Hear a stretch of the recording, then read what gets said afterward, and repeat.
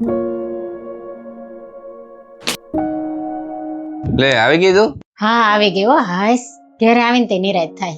અબુ તું છે ને મને એક કામ કરજે, 30,000 રૂપિયા આપજે. તમારે કેમ 30,000 રૂપિયા જોઈએ છે? અરે આ મહિને છે ને મારી સેલરી લેટ થઈ ગઈ, એટલે ગાડીનો હપ્તો, લાઇટ બિલ ને આ બધું થઈને છે ને 30,000 રૂપિયા જેવું થાય છે. એટલે તું છે ને મને 30,000 રૂપિયા દેજે. સોરી જસુ, હું તમને 30,000 રૂપિયા નહીં આપું. કેમ નહીં આપું? આપણે બે એકાબીજા માટે તો કમાઈએ છીએ, તો હું આપણે એકાબીજાને હેલ્પ ન કરી શકીએ?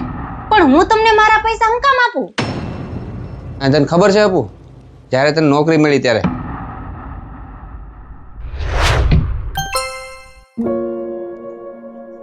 જસુ મને નોકરી મળી ગઈ. હું વાત કરીશું, તારી જોબ લાગી ગઈ? વાહ વાહ યાર, ખુશીની વાત છે. કોંગ્રેચ્યુલેશન.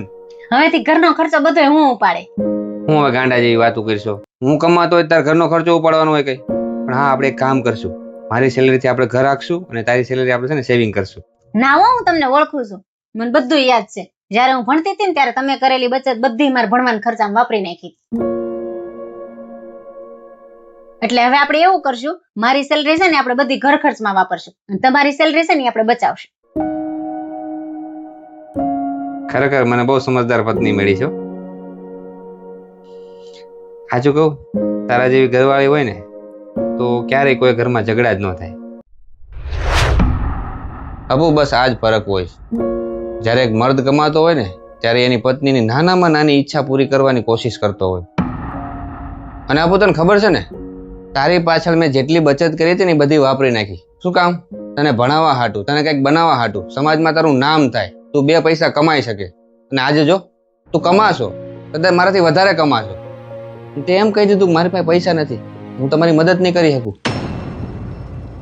જબ સ્ત્રી કમાય છે ને ત્યારે એક એક નાની વસ્તુ એની ગણાઈ દે છે કે મેં આ કર્યું, મેં પેલું કર્યું, હું આ લાવી.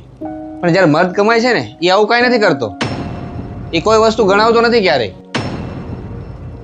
એક મર્દ પોતાની પત્નીને છે ને પોતાનો પરિવાર સમજે છે, પણ એક સ્ત્રી કમાવા લાગે છે ને તો કોણ જાણે એની જાતને હું સમજી લે છે. અને આજ તે કહી દીધું મારા પૈસા. અત્યાર સુધી તો હું એમ જ સમજતો હતો કે આપણે બે કમાઈ છે, આપણા પૈસા, અને તે એક પલમાં કહી દીધું મારા પૈસા. કાંઈ વાંધો નહીં, મને ખબર પડી ગઈ, મારો ભ્રમ તૂટી ગયો કે આપણે બે અલગ છીએ. અને હા, મારી સેલરી આવી ગઈ છે. હું તો ખાલી એ જ જોવા માંગતો હતો કે હું જ્યારે તકલીફમાં હોય, મુસીબતમાં હોય તો તું શું જવાબ આપે.